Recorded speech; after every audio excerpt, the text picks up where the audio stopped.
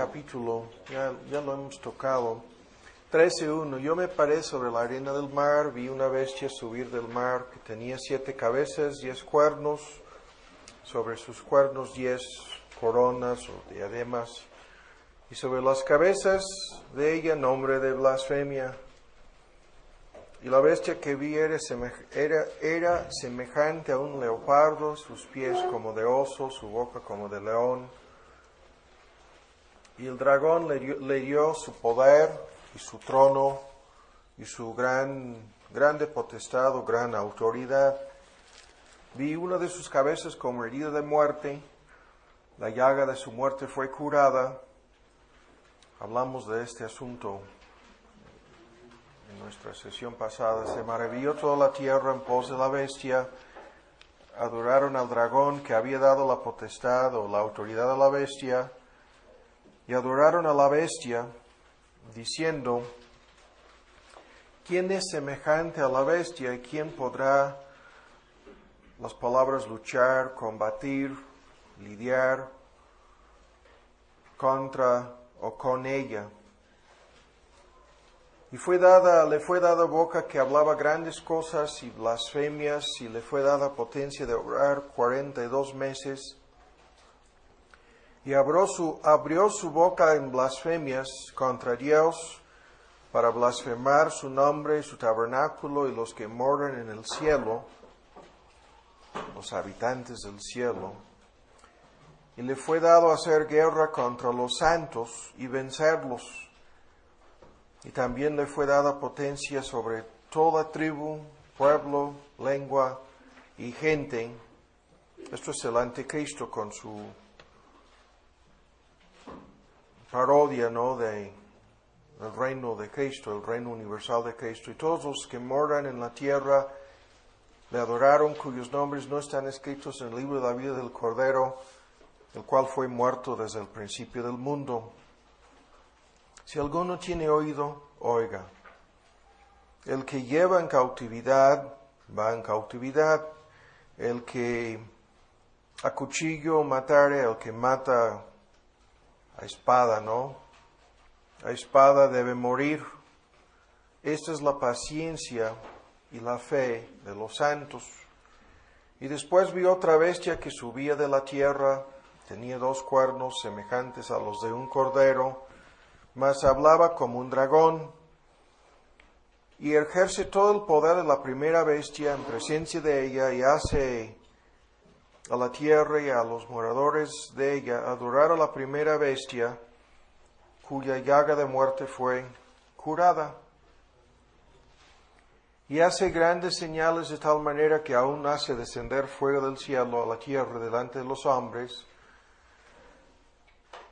Engaña a los moradores de la tierra por las señales que le ha sido dado hacer en presencia de la bestia, mandando a los moradores de la tierra que hagan la imagen de la bestia que tiene la herida de cuchillo y vivió. Es la tercera vez que se menciona eso. Y le fue dado que diese espíritu a la imagen de la bestia, para que la imagen de la bestia hable, y hará que cualesquiera que no adoran la imagen de la bestia sean muertos. Y hacía que a todos, a los pequeños, grandes, ricos, pobres, libres y siervos, se pusiese una marca en su mano derecha y en sus frentes, que ninguno pudiese comprar o vender, sino que tuviera la señal o el nombre. 3 posibles cosas aquí: la señal o el nombre de la bestia, o sea, la marca o el nombre o el número de su nombre. Y aquí hay sabiduría. El que tiene entendimiento cuenta el número de la bestia, porque es el número de hombre. El número de ella es 666. Oremos. A ver si alguien me puede traer un vaso de agua, por favor.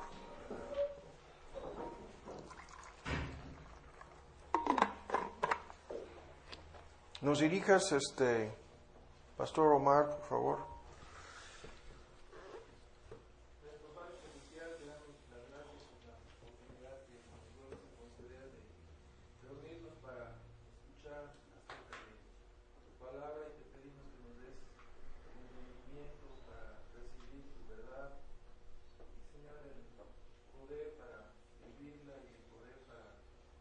aceptar esta verdad que recibimos. Y Señor, aumenta nuestra fe, que podamos entender más y lograr más para tu gloria, por las enseñanzas y todo lo que recibimos a través de este instituto. Agradecemos, Señor, tu bondad y tu gracia, en el nombre de Cristo Jesús. Amén. Amén. Ahora, nuestro propósito el día de hoy es el de profundizarnos un poco más en este tema del anticristo. Y vamos a introducir el tema. Ya vimos un análisis sencillo de este capítulo en nuestra sesión pasada. Hay cosas aquí que no vamos a tocar el día de hoy. Incluso tenemos los MP3 en donde ustedes que no han escuchado pueden volver a escuchar o por primera vez fijarse, ¿no?, en algunos de esos argumentos. Pero lo que vamos a hacer es resumir otra vez en una forma un poco diferente este capítulo y lanzarnos a la pregunta de la primera posibilidad de que el anticristo sea el Papa o el papado o la Iglesia de Roma. Y primero el resumen, ¿no?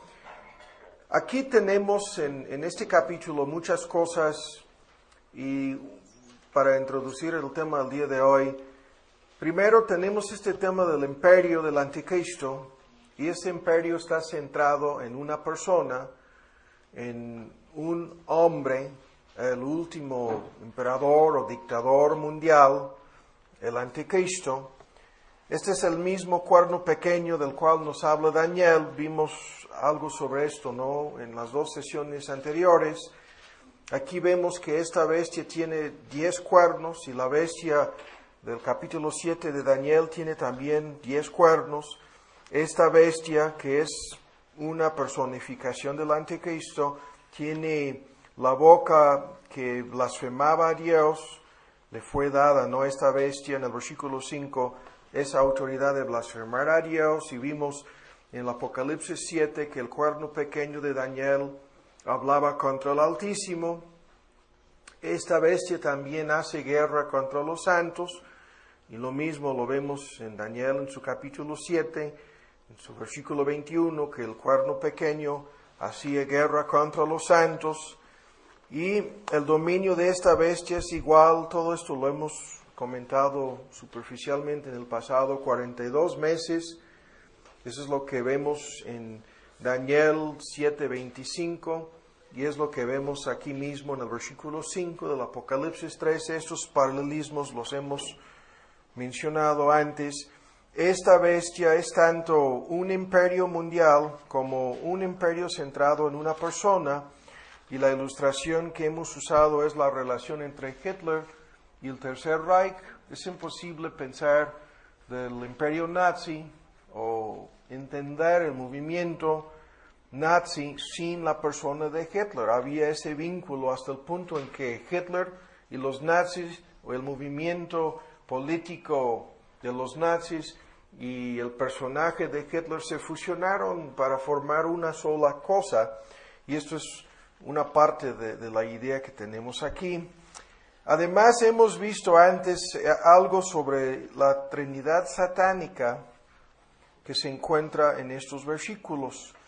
En estos versículos, y también en el Apocalipsis 16, en el Apocalipsis 19, de igual manera como en el capítulo 20, en un momento vamos a leer algunos otros versículos, encontramos que hay 3 personas involucradas en esta última rebelión o rebeldía humana. La primera persona se llama el dragón.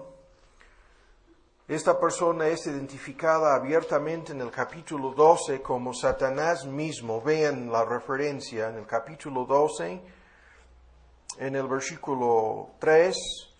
He aquí un gran dragón, escarlata, ¿no?, bermejo en la versión antigua, con 7 cabezas, 10 cuernos, y en sus cabezas 7 coronas o diademas.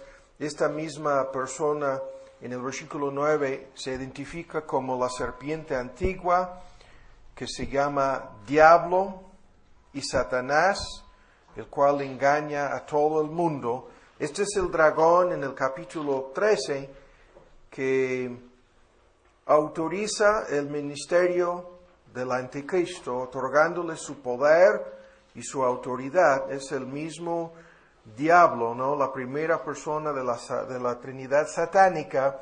La segunda persona que se identifica aquí es la bestia, que es tanto un imperio como, lo vuelvo a decir, un individuo. Es el anticristo mismo. Esta bestia, vinculada tan íntimamente con el imperio, es tanto el imperio del anticristo como el anticristo mismo, ¿no? Y esta persona hace su acto de presencia, ¿no? Aquí en este capítulo y en otros, aquí mismo en el Apocalipsis. Y la tercera persona que pertenece a esta Trinidad satánica es la segunda bestia, es saber, el falso profeta, ¿no? Y este falso profeta es un líder religioso. Y el tema que hemos resumido antes sobre la Trinidad satánica es muy importante.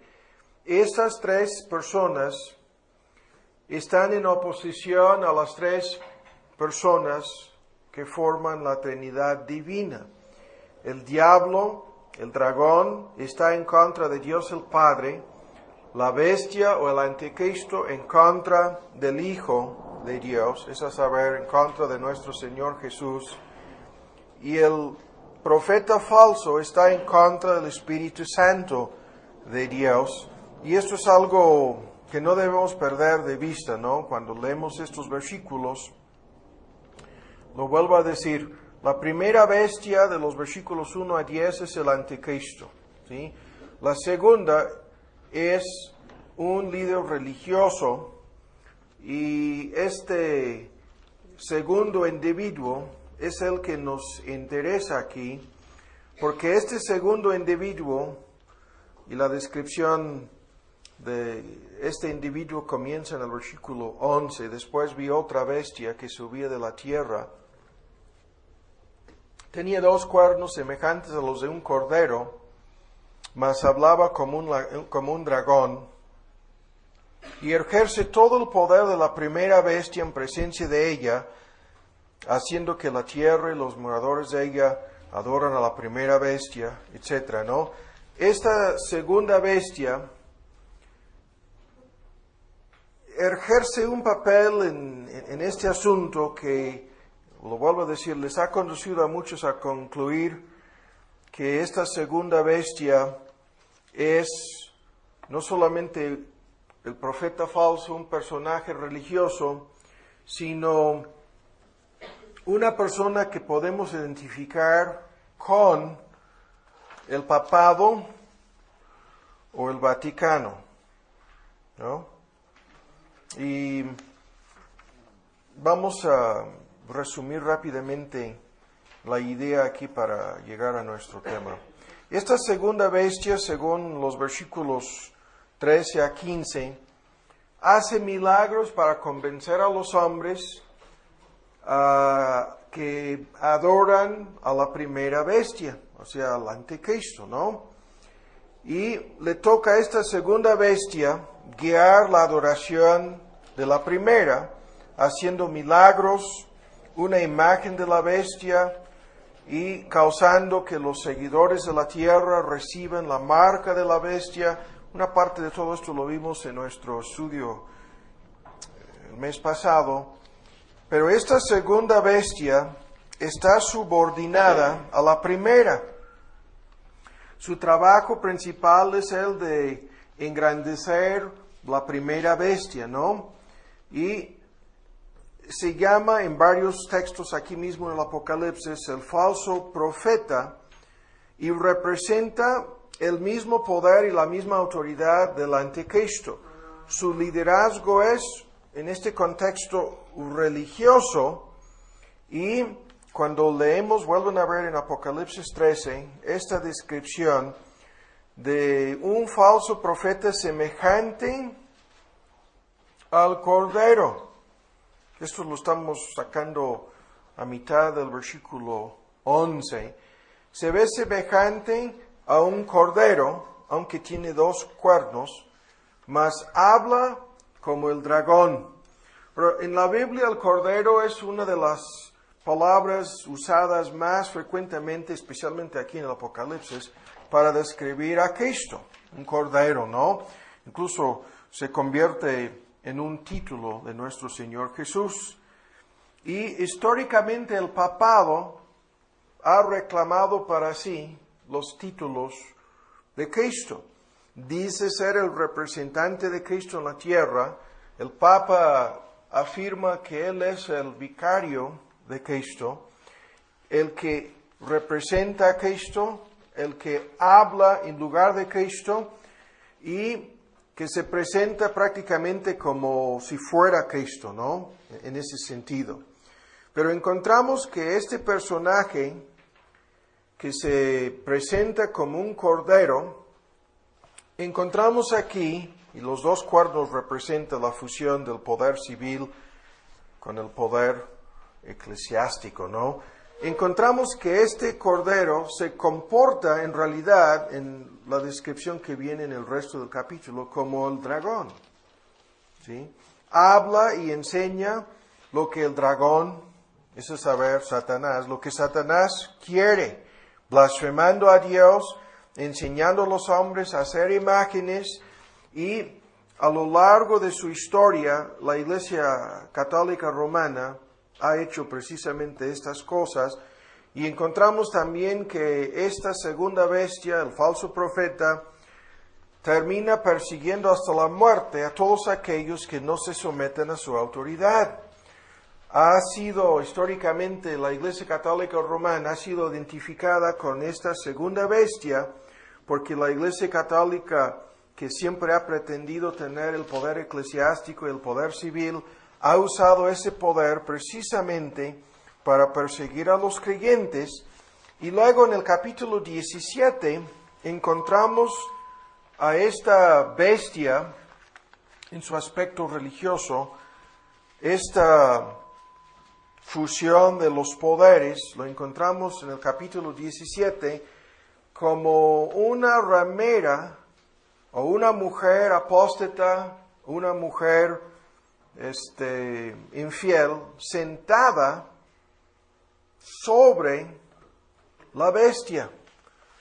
Y estos comentarios preliminares, simplemente los voy a cortar ahora, nos conducen a 2 Tesalonicenses. Y aquí vamos a, sin más resumen, vamos a ir directamente al tema. En 2 Tesalonicenses 2, pero lo que tenemos que hacer es terminar con esto antes de la comida. Tenemos exactamente 1 hora para hacerlo. En 2 Tesalonicenses, en su capítulo 2, tenemos una serie de argumentos, y estaba tentado entre semana a sacar uno de los folletos, porque andan circulando incluso por internet folletos sobre este tema. Hay páginas en el internet en donde pretenden comprobar más allá de cualquier duda que el Papa es el anticristo. Uno de los folletos más conocidos es de Wiley, un historiador protestante del siglo XIX, en donde en su tratado sobre el anticristo se juntan prácticamente todos los argumentos posibles a favor de esta postura, y a veces es interesante leer estos argumentos y ver precisamente hasta cuál punto llegan en sus esfuerzos para demostrar que esto es así. Y lo que vamos a hacer en la primera parte de este estudio ahora es resumir algunos de estos argumentos.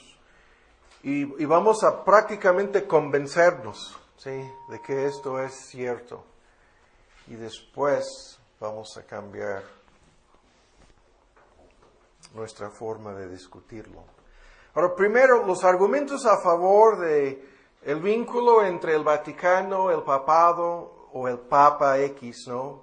Porque los argumentos comienzan con la idea de que el anticristo no es una persona escatológica, histórica, final, sino es una línea de hombres, ¿no? Que se encuentran en este contexto en la línea histórica de Roma. Todos aquellos que han ocupado el puesto del Papa han sido identificados como el anticristo. Y lo que quiero que veamos aquí es una parte de la argumentación, los puntos básicos más conocidos que siempre son usados para defender esta postura. En 2 Tesalonicenses, este es un pasaje también que conocemos, que hemos visto en el pasado. Hay cosas aquí en que no vamos a profundizarnos. Lo que queremos hacer es leer el texto y agarrar los puntos normalmente citados a favor de esta postura. Comenzando en 2 Tesalonicenses 2:1. Pero os rogamos, hermanos, en cuanto a la venida, la palabra griega parousia o parousia de nuestro Señor Jesucristo y nuestro recogimiento, que es una referencia al rapto, nuestro recogimiento a Él, el famoso arrebatamiento, que no os mováis fácilmente de vuestro sentimiento, ni os conturbéis, ni por espíritu, ni por palabra, ni por carta como nuestra, como que el día del Señor esté cerca. Es un tema que hemos tocado antes, la pregunta de si está cerca o no la segunda venida de Cristo. Es un tema que volveremos a tocar en los próximos estudios sobre el Apocalipsis. No os engañe nadie en ninguna manera, porque no vendrá la segunda venida, parousia de Cristo, no vendrá, sino que venga antes la apostasía. Y dedicamos superficialmente 1 o 2 estudios a esta idea de la apostasía final, que tiene que venir, y se manifieste el hombre de pecado. Ven la descripción, hombre de pecado, el hijo de perdición, oponiéndose y levantándose contra todo lo que se llama Dios o que se adora, tanto hasta este extremo, que se asiente, toma su lugar, su silla, en el templo de Dios, como si fuera Dios, haciéndose parecer Dios. ¿No os acordáis que cuando estaba todavía con vosotros os decía esto? Y entre paréntesis, ¿no? Yo entiendo las personas que dicen que estudiar la escatología es una pérdida de tiempo. Eso lo entiendo. Y estoy de acuerdo con Spurgeon. A veces Spurgeon comentaba acerca de los que en su tiempo perdían el tiempo que deberían de haber dedicado a la predicación del Evangelio con puras especulaciones acerca del Apocalipsis y acerca del Anticristo y la marca de la bestia. Pero debemos tomar en cuenta en el contexto histórico esos puntos, los ponemos a un lado, el hecho de que Pablo enseñaba sobre esto en las iglesias primitivas. Incluso a los tesalonicenses les habló directa y abiertamente de este asunto. Entonces, al dedicar nosotros el tiempo que hemos dedicado hasta ahora al Apocalipsis y a algunos de estos temas, estamos tratando de enseñar todo el consejo de Dios y hasta el punto en que sea posible entender estos misterios. Pablo enseñaba, lo vuelvo a decir, sobre esto en las iglesias primitivas, y los creyentes en Tesalónica, ¿is that the word? Tenían información sobre este asunto que la Biblia no nos proporciona. Y aquí encontramos ese punto. Vosotros sabéis lo que impide para que a su tiempo se manifieste el anticristo. Ellos sabían precisamente qué es lo que impedía la llegada del anticristo final. ¿Se acuerdan ustedes de los textos en la primera epístola de Juan? Hay muchos anticristos en contraste con un solo anticristo final. Y llegaremos a estos textos otra vez el día de hoy, ya los hemos visto. Pero ellos sabían cosas que nosotros no sabemos acerca de esto. Y en el versículo 7, porque ya estaba en aquel entonces, así lo vamos a traducir, obrando el misterio de iniquidad. Solamente espera hasta que sea quitado de por medio o de en medio el que ahora o lo que ahora, hay muchos debates acerca de la identificación del que detenía o impedía en aquel entonces y sigue haciéndolo hasta el día de hoy, la llegada de este personaje misterioso. Pero cuando lo que lo impide es quitado, entonces será manifestado aquel inicuo, bien la descripción, hombre inicuo, al cual el Señor matará con el espíritu de su boca y destruirá con el resplandor de su, y es la misma palabra griega, parousia, la misma que está en la primera parte del versículo 1. Luego dice, aquel inicuo cuyo advenimiento es según la operación de Satanás con grande potencia, señales, milagros mentirosos, y, bien, con mucha atención, con todo engaño de iniquidad en los que perecen por cuanto no recibieron el amor de la verdad para ser salvos. Por lo tanto, Dios les envía o les enviará Dios Espíritu, operación de error en la versión antigua, para que crean a la mentira, para que sean condenados todos los que no creyeron a la verdad, antes se complacieron o consintieron, ¿no?, ante la iniquidad. Y luego da gracias a Dios en el versículo 13 por el hecho de que los tesalonicenses habían sido predestinados para escapar de esta catástrofe y para creer en Cristo y ser salvados por Él. Por los puntos a favor de esta idea de que el Vaticano o el Papa o el papado, como sea, el hecho de que quieren decirnos que el Papa de Roma es el anticristo, los argumentos básicos acerca de esto comienzan aquí. Y el primer argumento es lo siguiente. Según el apóstol Pablo, el anticristo llegará en relación con la gran apostasía. El versículo que acabamos de leer aquí lo dice, el versículo 3, no llegará hasta que venga antes o primero la apostasía. Los defensores de la postura, los proponentes de esta idea de que el Papa es el anticristo, afirman que esta apostasía comenzó bajo Constantino en el año 312, 15 después de Cristo, que esa apostasía que comenzó con la fusión de la Iglesia y el Estado dio lugar al desarrollo de un cristianismo falso o apóstata, y que este cristianismo falso en su desarrollo histórico, ahí por el V o VI siglo, dio lugar en forma abierta, en la forma más fuerte, al surgimiento del papado.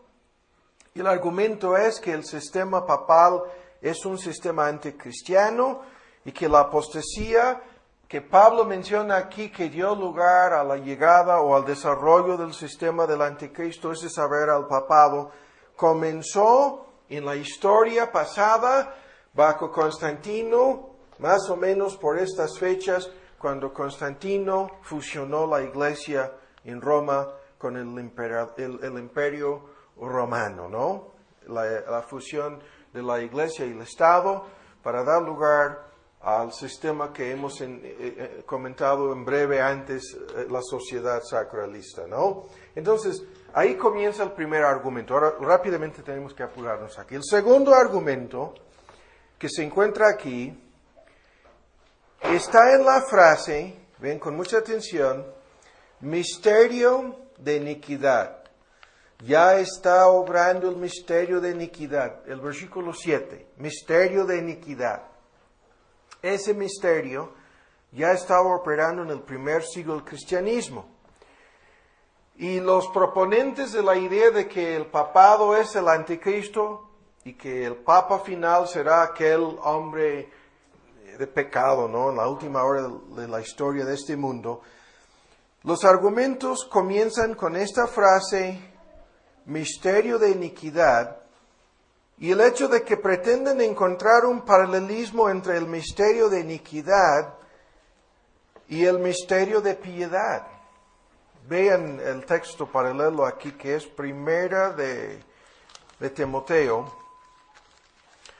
Primera de Timoteo 3:16. Este texto y esta frase tan importante.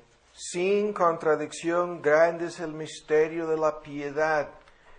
Dios ha sido manifestado en carne, justificado con el Espíritu, visto de los ángeles, predicado a los gentiles, creído en el mundo y recibido en gloria.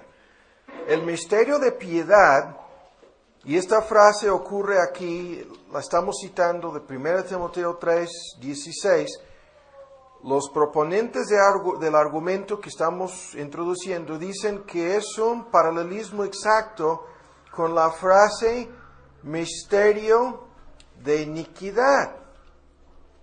Y el argumento es que una serie de eventos condujeron a la encarnación de Cristo, y el misterio de la piedad es la frase usada para hablar de por fin la llegada, la encarnación de nuestro Señor Jesucristo.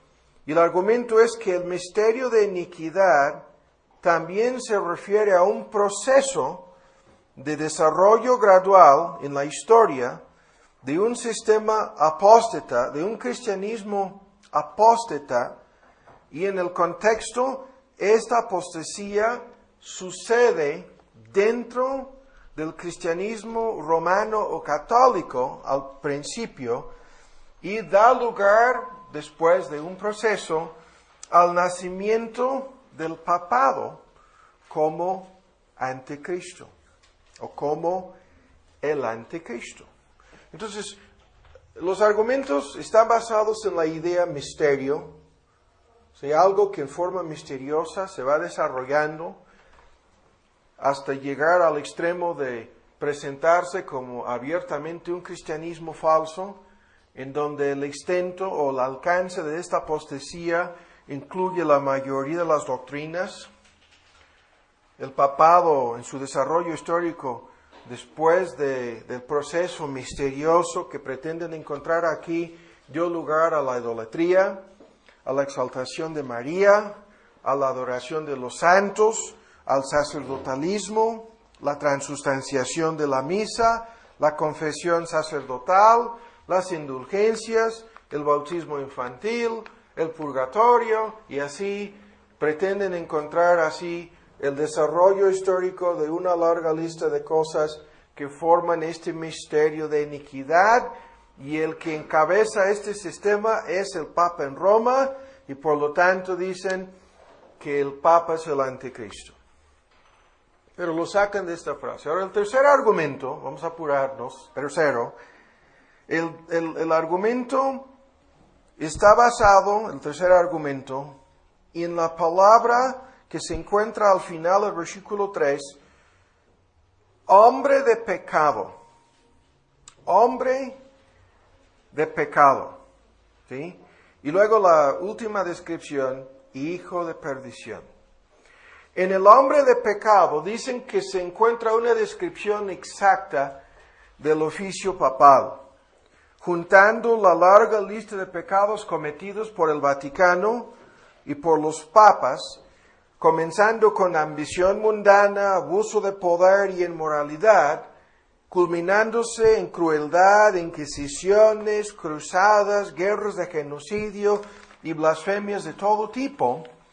Dicen que sería imposible encontrar a alguien en la historia del cristianismo, alguien culpable de haber cometido más pecados que el Papa o que los papas. Y su argumento es muy fuerte, comenzando con la persecución de los verdaderos creyentes y llegando a la Inquisición y las cruzadas, las guerras en contra de los santos, que se mencionan, ¿no?, en Daniel y en Apocalipsis. Dicen, ¿acaso puede alguien encontrar a un personaje histórico más culpable, ¿sí?, que el Papa o los papas o el sistema papal, para decirlo así, alguien más culpable o alguien que pudiera ser llamado el hombre de pecado, como si todos sus pecados se hubieran juntado, ¿no?, en este personaje. Y pasan de ese argumento, ven con mucha atención, a la frase hijo de perdición, y esto sería ya el cuarto punto aquí en la lista. Y aquí agarran un hilo muy fuerte, porque el hijo de perdición es una frase que se encuentra solamente 2 veces en el Nuevo Testamento. La primera vez es una descripción de Judas, hijo de perdición, Juan 17, versículo 12. La segunda vez es una descripción del anticristo. Y su argumento tiene cierto peso. Dicen, bueno, el hijo de perdición es una descripción, primero, de Judas, aquel traidor. El argumento entonces es, Judas era uno de los apóstoles que terminó apostatando, traicionando a Cristo, y de una forma semejante, el papado terminó apostatando, traicionando a Cristo, de igual manera. Y el vínculo, ahí está. Dicen, hijo de perdición se refiere a un personaje que surgió dentro del cristianismo, no fuera, sino dentro de las filas del cristianismo. En este caso, Judas era un apóstol. Por lo tanto, el anticristo tiene que surgir de igual manera dentro de las filas del cristianismo. Peor aún, los papas pretenden ser los sucesores de los apóstoles. Y han hecho exactamente lo que Judas hizo, ¿no?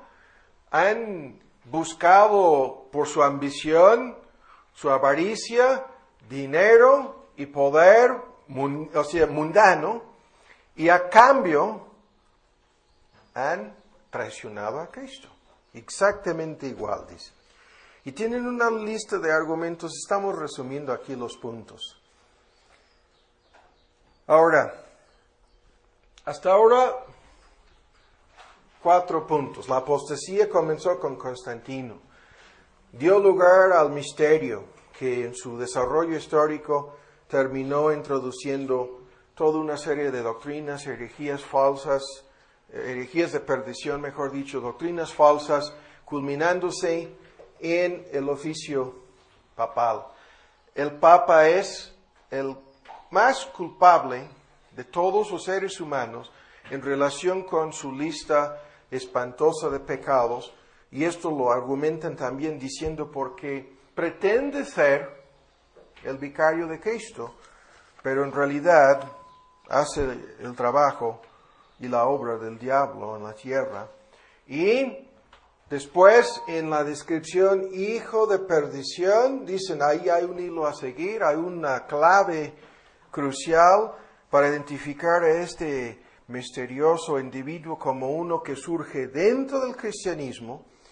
Y ahora en el versículo 4, vean lo que hace el anticristo. Se opone, se levanta contra todo lo que se llama Dios o que se adora, tanto que llega a este extremo de sentarse en el templo de Dios como Dios, haciéndose parecer Dios. Y agarran la frase, sentándose en el templo de Dios. Toma su asiento, su lugar en el templo de Dios. Y toman esta frase como una prueba indiscutible de que tiene que ser el Papa. Porque el Papa no solamente tiene su asiento en el templo de Dios, ese es su argumento, sino que se presenta ante el mundo como el vicario de Cristo, como un Cristo rival, recibiendo la adoración que le pertenece solo a Cristo, y pretende tener tanto la autoridad de Cristo como la infalibilidad de Cristo, hasta el grado de terminar exaltándose a sí mismo por encima de Cristo, pero haciéndolo en el contexto del templo de Dios. Es a saber, su argumento es la iglesia de Dios. Dicen, ahí está la prueba definitiva de que el Papa es el anticristo. Porque esto lo ha hecho, cada Papa lo ha hecho, ¿sí? Desde el quinto o sexto siglo del cristianismo hasta el día de hoy. Llevan todo este tiempo ocupando ese lugar en la iglesia de Dios. Pretenden tener la autoridad y la infalibilidad de Cristo mismo, y en realidad se han enseñoreado de la iglesia de Cristo, exaltándose por encima de Cristo. Ahora, el sexto argumento, el anticristo usa, y el papado siempre lo ha hecho, milagros mentirosos, señales diabólicas, todo tipo de engaños para confirmar su autoridad, sus doctrinas, su infalibilidad, su reclamo de ser el vicario de Cristo, etcétera, etcétera, ¿no? Y dicen que los versículos 9 y 10, en donde se menciona señales, milagros mentirosos, el poder del diablo mismo, y hacen en los escritos sobre este tema normalmente no solamente una referencia a la larga lista de milagros fingidos, falsificados, fraudulentos, en relación con un sinnúmero de cosas en la Iglesia Católica Romana, incluso cosas absurdas que no vamos a discutir el día de hoy, sino dicen que desde la perspectiva de la misa y el hecho de que pretenden convertir los elementos de la cena del Señor literalmente en el cuerpo y la sangre de Cristo, el milagro más grande jamás obrado, según esta perspectiva, ¿no? Hasta el grado de decir, esta copa es literalmente la sangre de Cristo. En la transustanciación se convierte el vino literalmente en la sangre de Cristo y el pan físicamente en el cuerpo de Cristo. Dice, no. Hay un sinnúmero de milagros que pretenden obrar los papas, ¿no?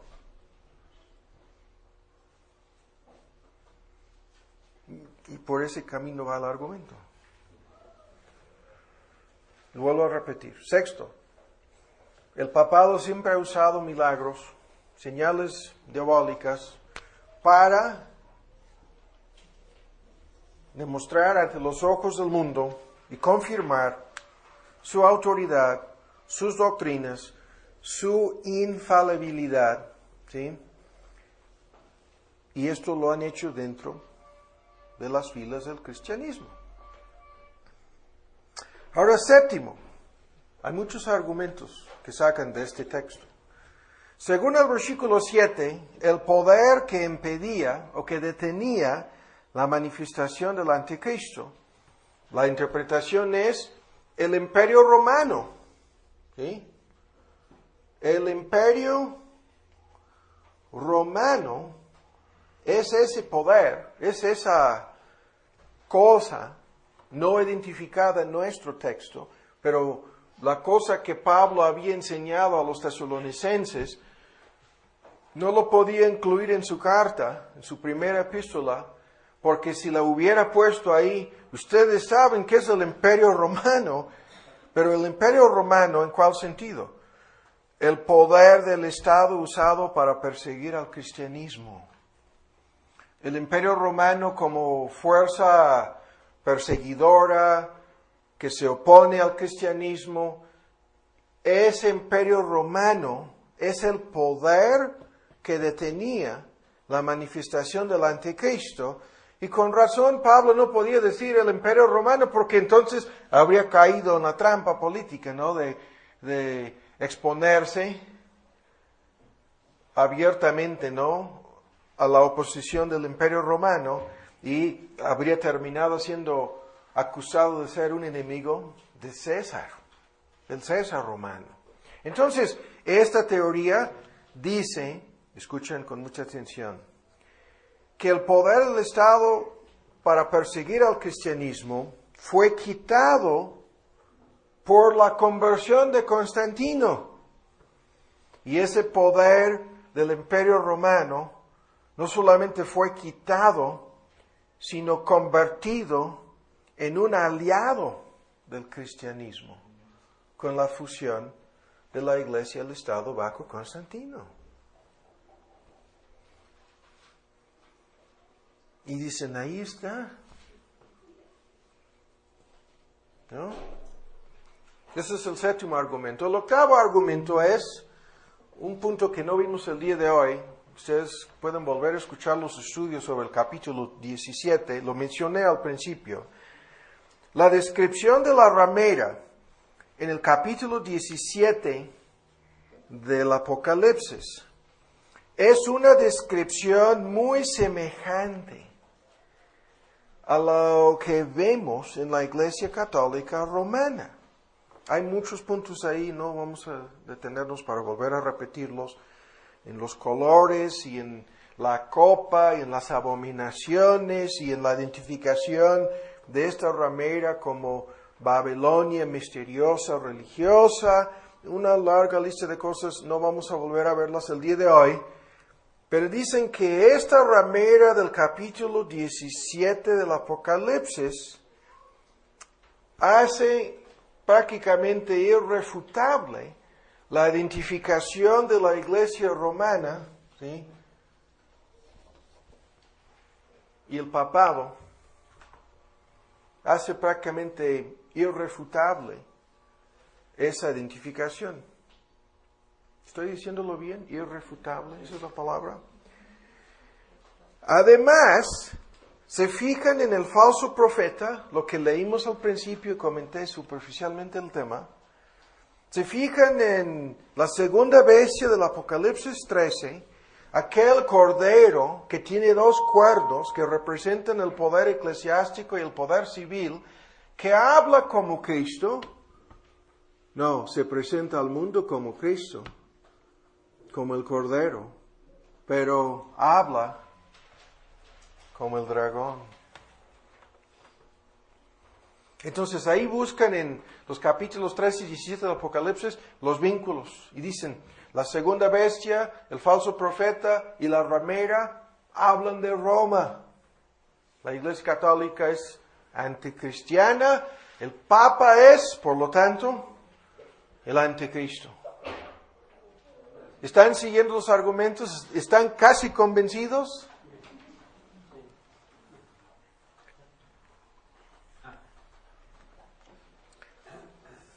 Ahora el noveno argumento. Es un argumento histórico. El noveno argumento, número 9. La mayoría de los reformadores, si no todos, iba a traer los nombres, no vamos a hacerlo, podemos dejarlo para otro estudio. La mayoría de los reformadores identificaron al anticristo como el Papa, o identificaron al anticristo con el papado. Todos los grupos anabautistas, comenzando con la confesión de 1320 de los valdenses, en donde tiene todo un tratado sobre el anticristo y estos mismos argumentos y más, los grupos anabautistas también identificaron al Papa y al papado y al sistema católico romano como el anticristo. Y decían, no, todo lo que dice Apocalipsis 13, todo lo que vemos en el Apocalipsis 17, durante 1260 años, ¿no?, de persecución, los grupos anabautistas estaban sufriendo las guerras que se mencionan, las blasfemias, la persecución hasta la muerte, incluso esto de que el anticristo, eso es un tema que vamos a meternos después con lo del Islam, practicará la decapitación como un medio de castigo para los que no se sujetan a él. Dicen, no, esto es lo que hacía desde un principio la Iglesia Católica Romana. Y peor aún, todas las confesiones de fe, la de Savoy de los congregacionalistas, la de Westminster de los presbiterianos, la de Londres de los bautistas, todas las confesiones de fe, las más conocidas de la época de la Reforma, y ustedes pueden leerlo en nuestra confesión de fe, tienen un pequeño párrafo en donde dicen que el Papa es el anticristo. El argumento está en las confesiones de fe.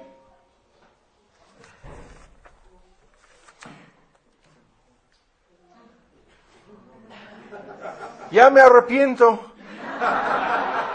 Ya estás convencido. No, me arrepiento de todo lo que acabo de decir. Nos están espiando.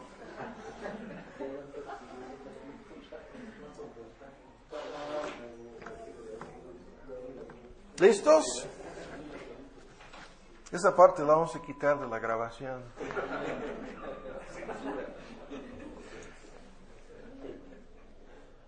¿No traes tu película, Germán, para adelantarnos? Vamos a ver la película que nos trajo Germán en su celular.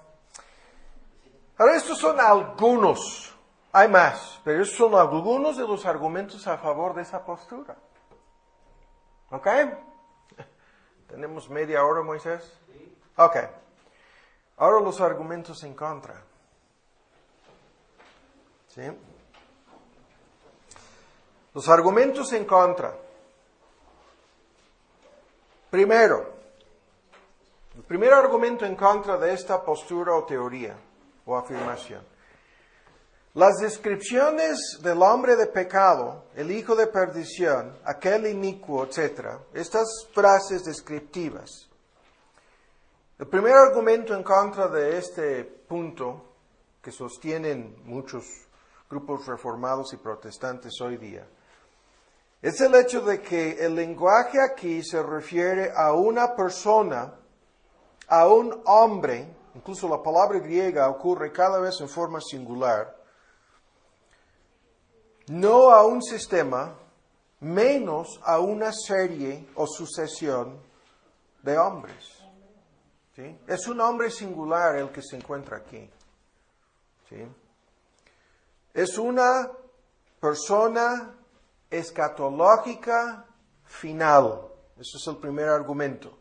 Y el famoso erudito John Eadie tiene en uno de sus comentarios sobre Tesalonicenses todo un apéndice. Él es un experto en el griego y da un montón de argumentos acerca del uso de, si no me equivoco, es antropos en forma singular aquí. Dice, ese punto en sí es un problema para los que dicen que el hombre de pecado, hijo de perdición, aquel inicuo, es una serie o sucesión de hombres, en vez de una sola persona, un solo individuo, un personaje escatológico final. Entonces, del mismo texto comienzan los argumentos en contra. Hay un solo hombre identificado aquí, no 2, 3, 4, 5, o cuántos papas han tenido, 500 y pico, ya no me acuerdo de la cifra. Segundo, ven con mucha atención, el texto dice que este personaje, este individuo, tiene su advenimiento. El lenguaje al principio del versículo 9, aquel inicuo cuyo advenimiento. Y la palabra griega es la misma que ya mencionamos, parousia, que es usada para hablar del advenimiento de Cristo. Y esto también es un problema. Esta persona tiene su advenimiento. La palabra griega significa llegada y presencia personal. La mismísima palabra es usada aquí por lo menos 2 o más veces para hablar del segundo advenimiento de Cristo. Incluso en el griego los eruditos dicen que Cristo tiene su advenimiento, parousia, y el anticristo también. Es una sola persona el que está contemplado aquí, que tiene su llegada. ¿Sí? Tiene su llegada. Ahora, aún más, y aquí vamos a perder la cuenta porque hay muchos argumentos. La llegada del anticristo, la llegada de este personaje escatológico o profético, es lo que quiere decir, según este texto, ocurre muy cerca al advenimiento, la segunda venida de Cristo. Porque por fin este individuo será destruido por Cristo en su advenimiento. En Apocalipsis 19 y 20, el anticristo y el falso profeta son lanzados en el lago de fuego. De eso no hay duda alguna. Lo vuelvo a repetir. La cercanía de la llegada del anticristo y la llegada de Cristo es el argumento. Este individuo será destruido por Cristo. Ahora, en la época puritana, cuando todo el mundo afirmaba el Papa es el anticristo, tomaron la idea de que la descripción aquí, el Señor lo matará con el espíritu de su boca, diciendo, no, eso es la predicación del Evangelio. Es lo que decían.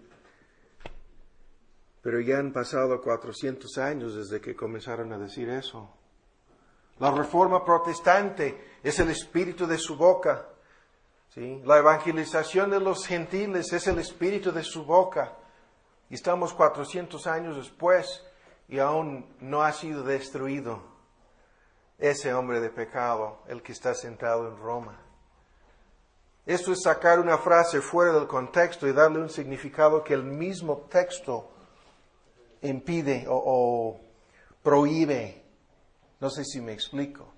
Y luego los puritanos llegaron al extremo de inventar the Puritan Gap Theory, de que hay un intervalo de un periodo de tiempo indeterminado entre el comienzo de la destrucción del anticristo en la época de la Reforma y la segunda venida de Cristo. No, todo eso es puro rollo. Están inventando algo que no está aquí y lo están metiendo de por medio en el texto. ¿Me explico? O no, estoy mirando a Omar y a los eruditos que están aquí, a Humberto, y mueven su cabeza. Entonces, el punto es, la llegada de esta persona sucede en relación de tiempo dentro del contexto de la segunda venida de Cristo. ¿Sí? Tercero o cuarto, su llegada o su advenimiento ha sido detenido a lo largo de la era o época cristiana. Ven con mucha atención a este punto. No llegó en el siglo IV con Constantino, o en el siglo V o VI, cuando el papado llegó a su cima, ¿no? Al máximo, al punto en que el papa escogía al que sería el próximo rey, ¿no? Y el próximo emperador y el próximo dictador. No. Su llegada ha sido impedido o detenido, según el versículo 6, hasta, vean la frase, hasta la llegada de su tiempo. Vosotros sabéis lo que impide para que a su tiempo se manifieste. ¿Qué es esto? Es un tiempo. No son siglos. No son épocas. No son cientos o miles de años. Es su tiempo. Y su tiempo ocurre en relación, con el contexto aquí, con la gran apostasía final No negamos por un segundo que sucedió una apostasía que dividió al cristianismo en dos, bajo Constantino, y la línea anabautista, y la línea católica romana, y llegan hasta la época de la Reforma, y pasan los 1260 años para que otra vez otra gran separación y conflicto ocurra, ¿no? Ocurriera. Esto no lo estamos negando, pero lo que estamos diciendo aquí es lo siguiente. Hay una gran apostasía final profetizada aquí. Y esa apostasía final, la que es profetizada aquí, es lo que da lugar a la llegada de su tiempo. ¿Sí? Y lo vuelvo a decir, Cristo mismo destruirá a este individuo, según el versículo 8, no es simplemente con el espíritu de su boca, sino con el resplandor de su parucía o advenimiento. Si el anticristo llegará con un resplandor, ¿no? Para engañar a medio mundo, Cristo llegará para destruir al anticristo con el resplandor de su advenimiento. Ahora el quinto, ya perdí la cuenta aquí, argumento. Según Cristo, y ustedes pueden apuntar el texto y lo voy a leer, tenemos que apurarnos, 15 minutos. Según Cristo, el anticristo vendrá en su propio nombre. Y el texto es muy conocido, Juan 5:43. Juan 5:43. Dice, he venido en nombre de mi Padre, no me recibís. Si otro viniere en su propio nombre, aquel recibiréis. Ahora bien, con mucha atención. El Papa viene al mundo en el nombre de Cristo. El anticristo vendrá en su propio nombre. Aquí también hay un problema para la postura que afirma que el Papa es el anticristo. El anticristo vendrá en su propio nombre. El Papa siempre viene o se presenta al mundo en el nombre de Cristo. Ahora, quinto o sexto, ya perdí la cuenta. El anticristo proclamará una mentira. Eso es lo que los versículos dicen. Vean otra vez en el versículo 10, en el versículo 11, hablando de engaño, iniquidad, etcétera, ¿no? Dice que todos los inconversos, vamos a hablar más acertadamente de estas personas antes de terminar, Dios les enviará espíritu o operación de error para que crean, y otra vez el lenguaje es enfático, la mentira, una mentira, ¿sí? La cual será creída por prácticamente todo el mundo, aunque vamos a ver una distinción más adelante. El anticristo proclamará alguna mentira, la cual será la base de todo el engaño. Y la pregunta es, ¿cuál mentira? ¿Cuál mentira?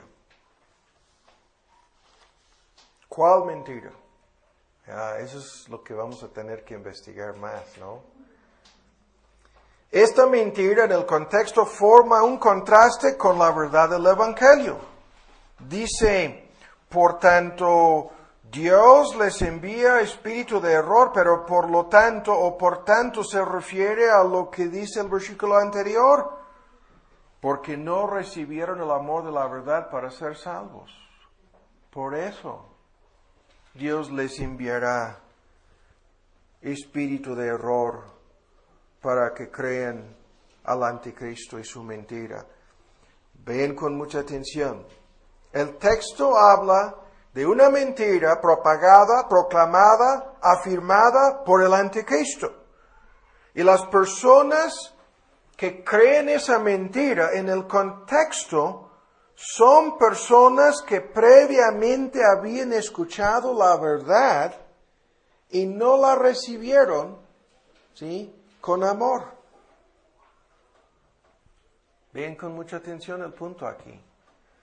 Las personas engañadas por el anticristo son identificadas aquí como personas que previamente habían escuchado la verdad y no la habían recibido. Pero hay multitudes de personas que han vivido bajo el imperio católico romano que nunca han escuchado la verdad del Evangelio y no saben nada del Evangelio de la gracia de Dios. Lo que han rechazado incluso muchos católicos, nominales o superficiales o de dientes para afuera, lo que han escuchado y muchos lo han rechazado incluso, no es la verdad del Evangelio, sino es otro Evangelio. Pero las personas aquí son cegadas por Dios. Dios les envía el espíritu de error para que crean al anticristo como consecuencia de lo que el versículo 10 dice. No recibieron el amor de la verdad para ser salvos. Por lo tanto, serán engañados por el anticristo. Y Dios mismo tiene su parte en esto. Serán reprobados por Dios. No sé si me explico, pero lo vuelvo a repetir. Las personas mencionadas aquí son las personas a quienes Dios les envía el espíritu de error para que crean al anticristo. Son reprobadas por él. Escuchen, como consecuencia de lo que el versículo 10 dice. Es evidente que estas personas habían escuchado la verdad y no la habían recibido. Al contrario, la rechazaron. ¿Sí? Y obviamente entonces la mentira tendrá algo que ver, obviamente, algo que ver con la verdadera identidad del anticristo. Habiendo rechazado al verdadero Cristo y su evangelio, serán engañados por el anticristo y su evangelio. Este juego, ¿no? O intercambio está aquí, sin discutirlo más. Sexto o séptimo, el anticristo se exaltará a sí mismo por encima de Dios, según el versículo 4, y por encima de cada objeto de adoración, es lo que el texto dice, ¿sí? Exaltándose a sí mismo, por encima, levantándose y oponiéndose, por encima de todo lo que se llama Dios. Vuelvan a escuchar, termina exaltándose a sí mismo por encima de todo Dios, ¿sí? Por encima de cualquier objeto de adoración, identificándose a sí mismo como Dios. Y esta descripción no corresponde a lo que han hecho los papas de la Iglesia Católica Romana. Escuchen bien. El papado siempre ha promovido la adoración de muchos dioses. El papado siempre ha promovido la adoración de muchos dioses, incluso paganos, y aún peor, de muchos ídolos. Esto es la historia verdadera del Vaticano. Se han dedicado a un sincretismo, fusionando un cristianismo falso con el paganismo y dando luz verde a los pueblos indígenas del mundo a fusionar y a mezclar sus creencias paganas con ese cristianismo falso, y el resultado ha sido lo que vimos cuando le hicieron una limpieza al Papa aquí en la Basílica. Una limpia. Eso es lo que siempre han hecho. han promovido la adoración de muchos dioses minúscula paganos y muchos ídolos. Y aún peor, los papas han participado de esta adoración y de esta idolatría. Pero el anticristo no permitirá nada de eso. Se exaltará a sí mismo por encima de cualquier dios, de cualquier ídolo, exaltándose e identificándose a sí mismo como Dios. Los que dicen que es el Vaticano y Roma dicen que el Papa en la práctica se exalta a sí mismo en esa forma, besándole la mano y hasta los pies, ¿no? Esto es lo de menos. Al mismo tiempo que permite todo eso, está involucrado en la promoción de todo tipo de idolatría fuera de la idolatría dirigida hacia su misma persona. Y en la adoración de muchos dioses. Sin discutirlo, la Virgen de Guadalupe es la antigua diosa azteca, disfrazada como si fuera la Virgen María. Sin discutirlo, ¿no? Eso es así. Entonces, y lo mismo con... ¿Cuántas ha de haber? 1000 versiones de la Virgen en diferentes partes del mundo. La morena es una. Yo creo que ha de ser más blanca. Por lo menos su piel, la verdadera virgencita, ¿no? Eso es absurdo. Los de África dicen más negro. Más oscuro. Oscura, ¿no? Su piel. Psh. Ahora, el próximo punto... 7º o 8º, ya perdí la cuenta aquí incluso en mis apuntes. Ven con mucha atención. El argumento que dice que el templo de Dios que se menciona aquí es la iglesia de Cristo. En inglés decimos, that proves too much.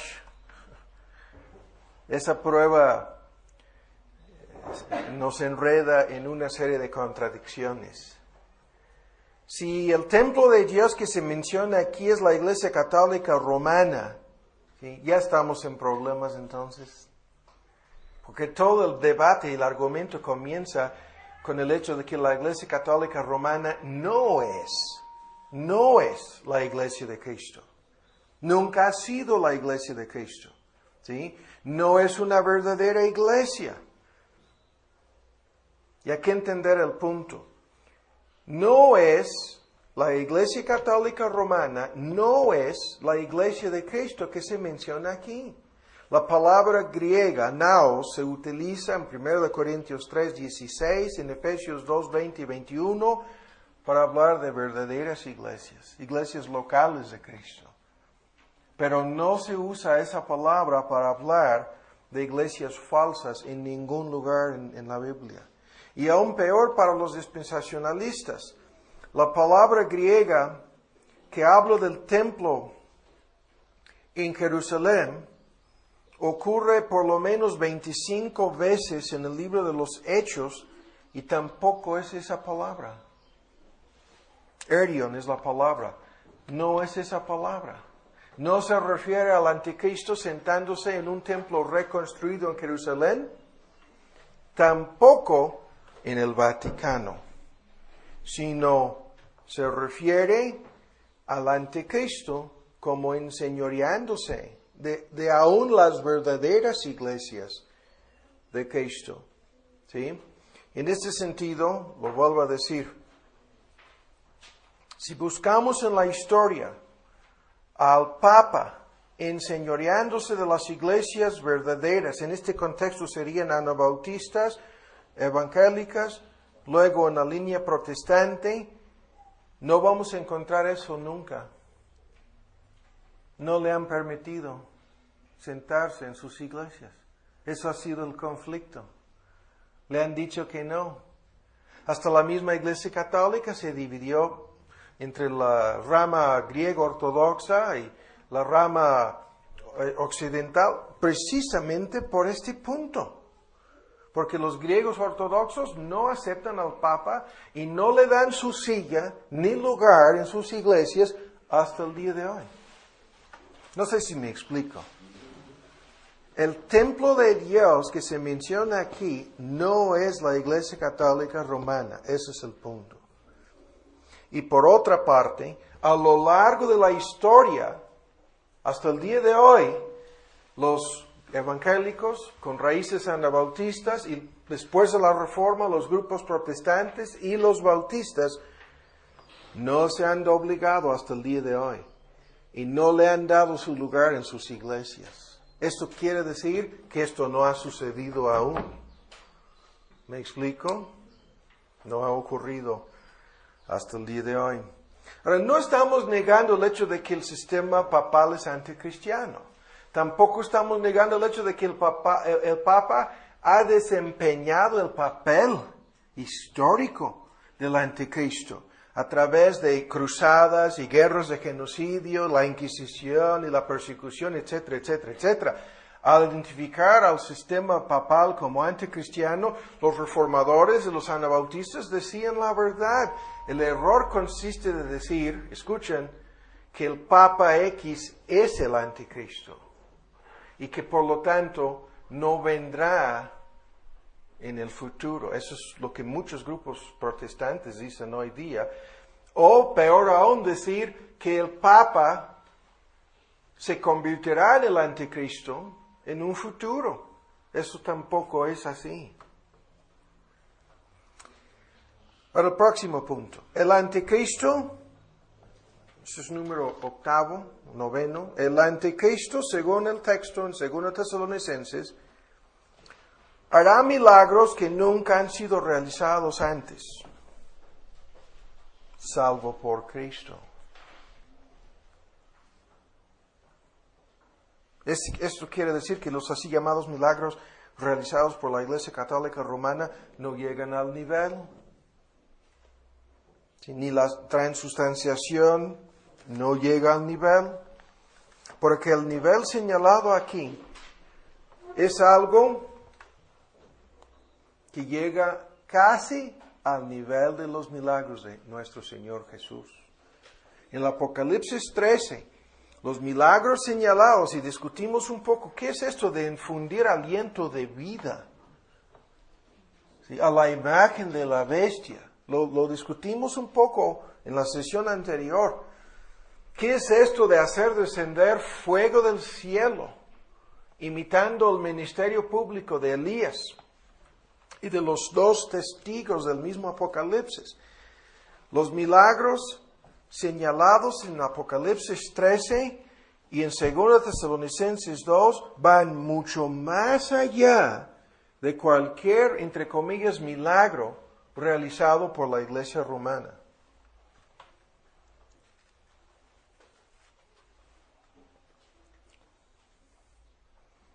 Ahora, el próximo argumento. Según los versículos 10 al 13, todos los seguidores del anticristo en 2 Tesalonicenses 2 son destinados a morir perdidos.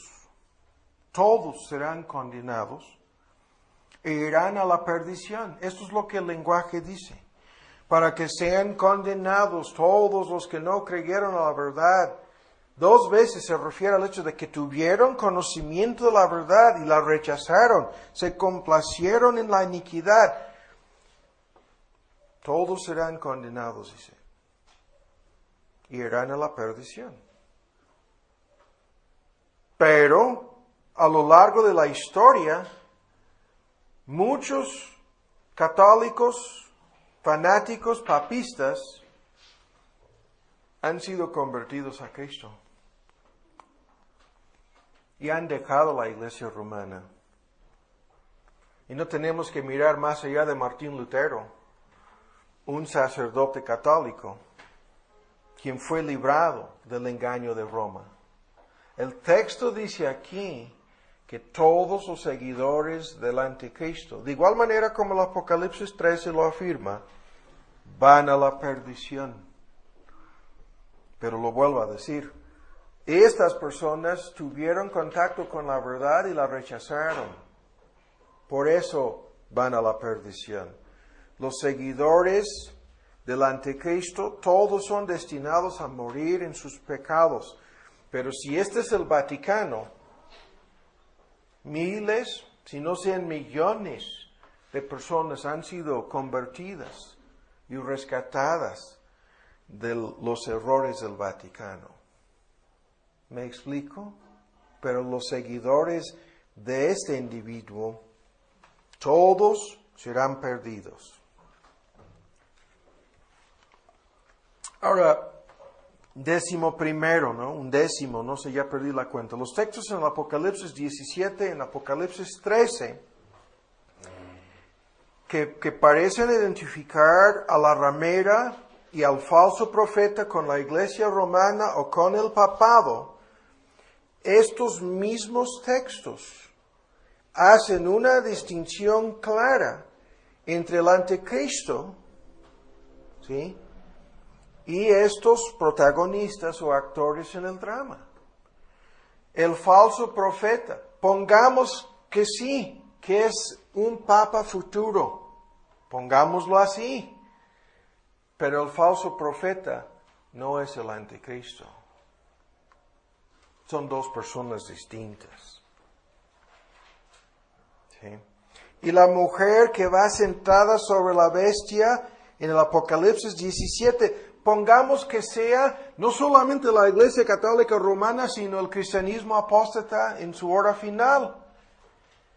Pero esa ramera que está sentada sobre la bestia al principio del capítulo 17, al final del capítulo ya lo vimos.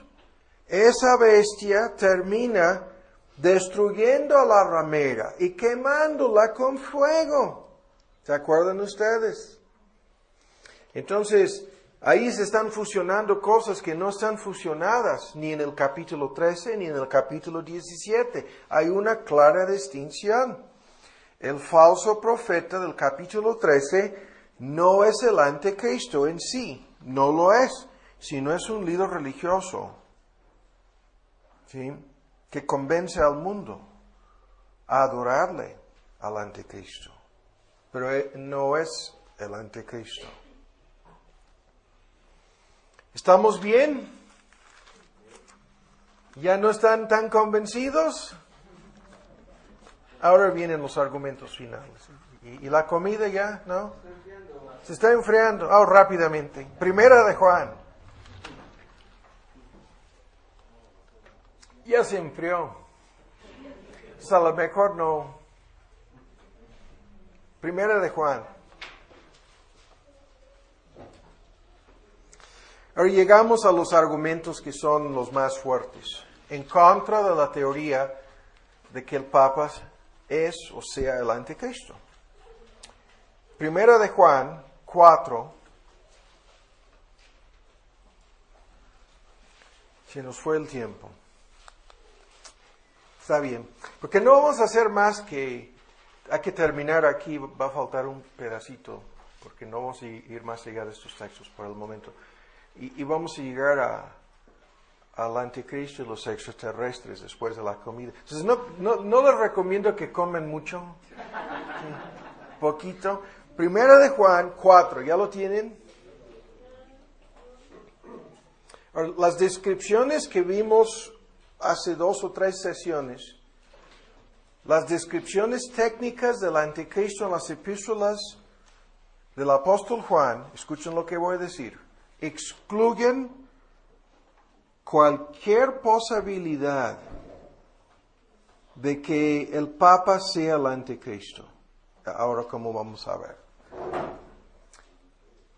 Primero de Juan 4, versículo 2. En esto conoced el Espíritu de Dios. Todo espíritu que confiesa que Jesucristo es venido en carne es de Dios. Ahora, antes de seguir, en el contexto aquí hay una serie de puntos. En aquel entonces el Nuevo Testamento no estaba completo en relación con la tarea de entregar y apuntar la verdad neotestamentaria. Entonces la verdad llegaba por partes y a través de la boca de profetas. Los profetas fueron inspirados por algún espíritu. Había solamente dos opciones, o el espíritu de Dios o el espíritu del diablo ponía la palabra en la boca del profeta. Este tema no lo vamos a discutir, ese es el contexto. Todo espíritu que confiesa que Jesucristo es venido en carne es de Dios. Se refiere al verdadero profeta que comunicaba un mensaje de parte de Dios, y el mensaje siempre venía en este contexto. Una confesión de la verdad acerca de la persona de Jesucristo. El versículo 3, todo espíritu que no confiesa que Jesucristo ha venido, el tiempo del verbo es perfecto, en carne, eso es su encarnación, no es de Dios. Este es el espíritu del anticristo, del cual vosotros habéis oído que ha de venir, y ahora ya estaba en aquel entonces en el mundo. Ahora bien, con mucha atención. Aquí lo que vemos es lo siguiente. El espíritu del anticristo negará en forma absoluta la encarnación de Cristo.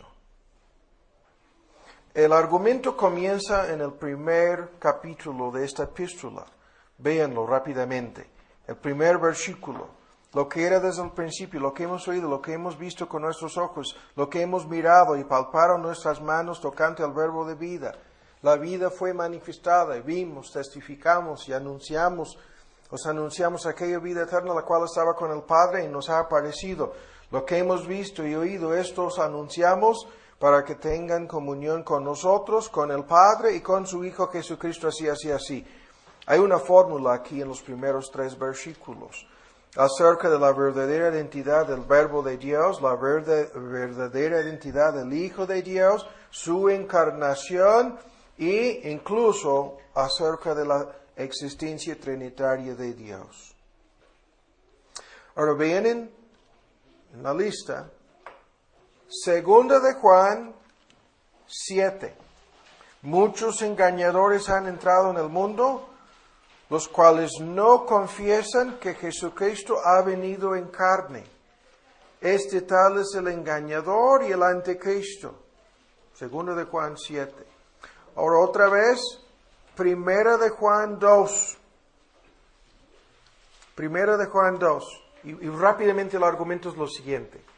La confesión de la doctrina de la encarnación de Cristo, el hecho de que la segunda persona de la divinidad se encarnó, es una confesión que la Iglesia Católica Romana y los papas o el papado han sostenido siempre. Incluso los concilios en donde estos puntos doctrinales fueron definidos y aclarados más allá de cualquier duda, sucedieron dentro de la Iglesia Católica y bajo su autoridad. Para ampliar el argumento, lo vuelvo a repetir. La confesión de la doctrina de la encarnación de Cristo. Y la palabra confesar aquí es una palabra griega que habla de confesión pública, abierta o simplemente verbal.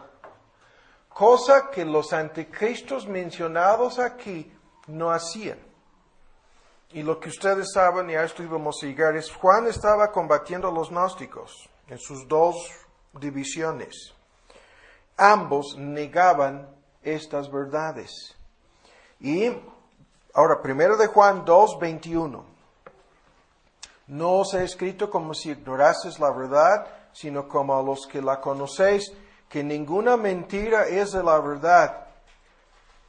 Algunos identifican esta frase mentira con el mensaje del anticristo, como veremos en un momento. ¿Quién es mentiroso, sino el que niega que Jesús es el Cristo? Jesús es el nombre humano, ¿sí? Del hombre Jesús. Cristo es el ungido, Salvador o Mesías. ¿Quién es mentiroso, sino el que niega que este ser humano es el Mesías, el ungido, el Salvador. Este tal es anticristo, y ven lo que dice, que niega tanto al Padre como al Hijo. En este texto hay 3 puntos. Primero, la divinidad de Cristo, su encarnación y su divinidad está aquí. Segundo, la negación de su oficio mesiánico, de que Él sea el Cristo, el Mesías, profetizado en el Antiguo Testamento. Y tercero, aquí hay una negación de la Trinidad. Hay 3 negaciones en este texto. Las personas identificadas como anticristos aquí negaban la encarnación o la divinidad de Cristo. Segundo, su oficio mesiánico como Salvador o Cristo. Y tercero, la Trinidad. Y sin profundizarnos más, lo haremos si Dios lo permite, si no hoy, en la próxima sesión. Analizando todo el tema del gnosticismo, una secta gnóstica negaba su humanidad y la otra negaba su divinidad. Íbamos a lanzarnos a analizar esto. Hay una serie de textos cruciales que lo afirman, pero no es necesario. ¿Sí? No es necesario profundizarnos en esto por el momento. Basta con decir lo siguiente. La Iglesia Católica Romana, por lo menos hasta el día de hoy, yo no estoy diciendo que no pudieran desviarse en un futuro, pero hasta el día de hoy se han dedicado los teólogos del Vaticano a defender la doctrina de la Trinidad, a defender la doctrina de la encarnación de Cristo, a defender sus 2 naturalezas, su humanidad y su divinidad, y en teoría a defender su puesto como el Salvador, aunque en la práctica lo niegan. Pero en forma verbal y técnica dicen que Cristo es el Salvador. No lo niegan, como lo hacían los gnósticos y como lo hará el anticristo. Escuchen con mucha atención ahora para concluir. Estos textos, los que acabamos de leer, identifican al espíritu del anticristo como alguien que hará 3 cosas. Negará que Jesús es el Cristo, el Mesías o el Salvador del mundo, primero. Segundo, negará ya sea la Trinidad o simplemente el hecho de que Jesús sea el Hijo de Dios encarnado, Hijo con mayúscula. O tercero, negarán que Jesús haya venido en carne, es saber que Dios se hizo hombre, o la encarnación, es lo mismo. 3 cosas. ¿Me explico? Y hay muchos problemas para decir que el Vaticano sea culpable de esto. Porque la apostasía en ninguna secta o iglesia cristiana ha sido hasta el día de hoy, no es una apostasía completa ni total. Han conservado algunas verdades. Esa es una parte del engaño. Son verdades y medias verdades mezcladas con muchos errores y mentiras. Y las verdades y medias verdades sirven para engañar a los ingenuos. Pero el anticristo negará estas 3 cosas. Ahora vamos a terminar, aunque en realidad no, con lo siguiente.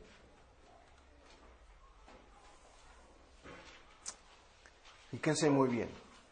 A este tema no llegaremos hasta la próxima vez. El Corán. Y voy a vamos a bajar del internet o comprarnos una copia del Corán.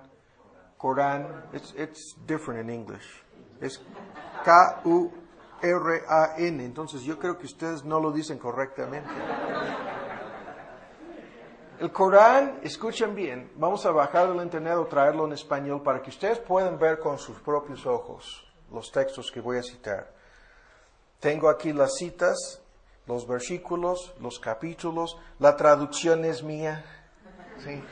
Es del Corán en inglés, ¿sí? Ok, entonces la traducción pudiera ser mucho mejor en lo que vamos a traer. Escuchen bien. El Corán el libro sagrado del Islam, niega enfáticamente estos 3 puntos. Es increíble leer lo que dice este libro. En Sura 5:16, la cita es 5:16, dice: aquellos que dicen que Dios es el Cristo, el Hijo de María, blasfeman. Esa es la cita. Lo que los antiguos gnósticos negaban, los islámicos también lo niegan. Aquellos que dicen que Dios es el Cristo, Mesías, ungido Salvador, el Hijo de María, blasfeman. En Sura 10:68 es la referencia. Ellos dicen, hablando de los cristianos, que Dios ha engendrado a un hijo. Y luego en la parte final del versículo dice, no tiene base alguna para decir esto. O sea, el Islam dice, Dios no tiene a hijos. ¿Sí? Niegan enfáticamente que Cristo sea hijo mayúscula o minúscula de Dios. ¿Sí? Y dice en 19:18-92, es una larga cita, lo mismo, es blasfemia lo que dicen los cristianos. ¿Sí? En Sura 9:30 dice, a ver si lo puedo leer, todos los cristianos llaman a Cristo Hijo de Alá. Y luego dice al final del versículo que la maldición de Alá sea sobre ellos. Maldicen a las personas que afirman que Cristo sea el Hijo de Dios, porque para ellos el nombre Alá es el nombre de Dios. Exactamente lo que los gnósticos negaban. Y 2 más. En Sura 5:73, blasfeman todos aquellos que dicen que Alá es uno de 3, una Trinidad. Lo niegan, dicen que no. ¿Sí? Y para colmo, en Sura 4, 157-8, el Corán niega que Cristo murió en la cruz. Esto lo niegan enfáticamente. Dicen que ni siquiera murió en la cruz. Entonces, lo vuelvo a repetir. El Islam niega la Trinidad, niega la encarnación de Cristo, niega la divinidad de Cristo y niega aún el hecho de que Cristo haya muerto en la cruz del Calvario. Y el anticristo, según los textos en 1 de Juan, negará por lo menos la Trinidad, la encarnación y la divinidad de Cristo. El anticristo final negará todo este paquete. Ahora, el día de hoy no vamos a meternos en la cuestión del Islam, pero te da un shock leer estos versículos en el Corán. Ahí están, en donde lo que según Juan los anticristos hacían en su entonces, las fuerzas islámicas anticristianas lo han hecho durante 1,5 milenios y lo siguen haciendo hasta el día de hoy. Y ellos están esperando que llegue su Mesías, el que será acompañado por el hombre Jesús. Sí. Tienen en su escatología la idea de que regresará Mahdi, el 12º imán, el último sucesor de Mahoma, acompañado por el hombre Jesús. Llegará. Y en estos detalles nos vamos a meter en la próxima sesión. Y lo mismo lo vemos en Daniel en su capítulo 7, en su versículo 21, que el cuerno pequeño hacía guerra contra los santos. Y el dominio de esta bestia es igual, todo esto lo hemos comentado superficialmente en el pasado, 42 meses. Eso es lo que vemos en Daniel 7:25 y es lo que vemos aquí mismo en el versículo 5 del Apocalipsis 13. Estos paralelismos los hemos mencionado antes. Esta bestia es tanto un imperio mundial como un imperio centrado en una persona, y la ilustración que hemos usado es la relación entre Hitler y el Tercer Reich. Es imposible pensar del imperio nazi o entender el movimiento nazi sin la persona de Hitler. Había ese vínculo hasta el punto en que Hitler y los nazis, o el movimiento político de los nazis y el personaje de Hitler se fusionaron para formar una sola cosa, y esto es una parte de la idea que tenemos aquí. Además, hemos visto antes algo sobre la Trinidad satánica que se encuentra en estos versículos. En estos versículos y también en el Apocalipsis 16, en el Apocalipsis 19, de igual manera como en el capítulo 20, en un momento vamos a leer algunos otros versículos, encontramos que hay 3 personas involucradas en esta última rebelión o rebeldía humana. La primera persona se llama el dragón. Esta persona es identificada abiertamente en el capítulo 12 como Satanás mismo. Vean la referencia en el capítulo 12, en el versículo derecha, y en sus frentes, que ninguno pudiese comprar o vender sino que tuviera la señal o el nombre. 3 posibles cosas aquí: la señal o el nombre de la bestia, o sea, la marca o el nombre o el número de su nombre.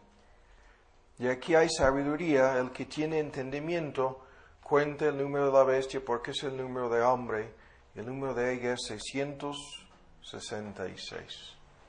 Oremos. A ver si alguien me puede traer un vaso de agua, por favor.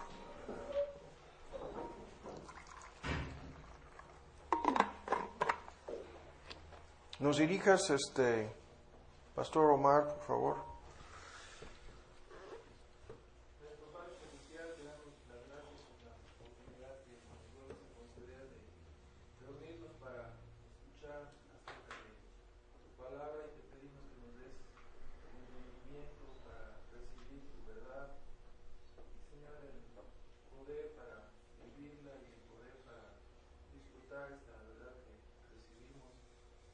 Y Señor, aumenta nuestra fe, que podamos entender más y lograr más para tu gloria, por las enseñanzas y todo lo que recibimos a través de este instituto. Agradecemos, Señor, tu bondad y tu gracia, en el nombre de Cristo Jesús. Amén. Amén. Ahora, nuestro propósito el día de hoy es el de profundizarnos un poco más en este tema del anticristo, y vamos a introducir el tema. Ya vimos un análisis, parodia, ¿no?, de el reino de Cristo, el reino universal de Cristo, y todos los que moran en la tierra le adoraron, cuyos nombres no están escritos en el libro de la vida del Cordero, el cual fue muerto desde el principio del mundo. Si alguno tiene oído, oiga. El que lleva en cautividad, va en cautividad. El que a cuchillo matare, el que mata a espada, ¿no? A espada debe morir. Esta es la paciencia y la fe de los santos. Y después vi otra bestia que subía de la tierra. Tenía 2 cuernos semejantes a los de un cordero, mas hablaba como un dragón, y ejerce todo el poder de la primera bestia en presencia de ella, y hace a la tierra y a los moradores de ella adorar a la primera bestia, cuya llaga de muerte fue curada.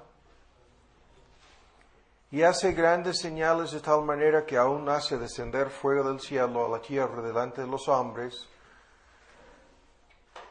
engaña a los moradores de la tierra por las señales que le ha sido dado hacer en presencia de la bestia, mandando a los moradores de la tierra que hagan la imagen de la bestia que tiene la herida de cuchillo y vivió. Es la tercera vez que se menciona eso. Y le fue dado que diese espíritu a la imagen de la bestia, para que la imagen de la bestia hable, y hará que cualesquiera que no adoran la imagen de la bestia sean muertos. Y hacía que a todos, a los pequeños, grandes, ricos, pobres, libres y siervos, se pusiese una marca en su mano. Sencillo de este capítulo. En nuestra sesión pasada hay cosas aquí que no vamos a tocar el día de hoy.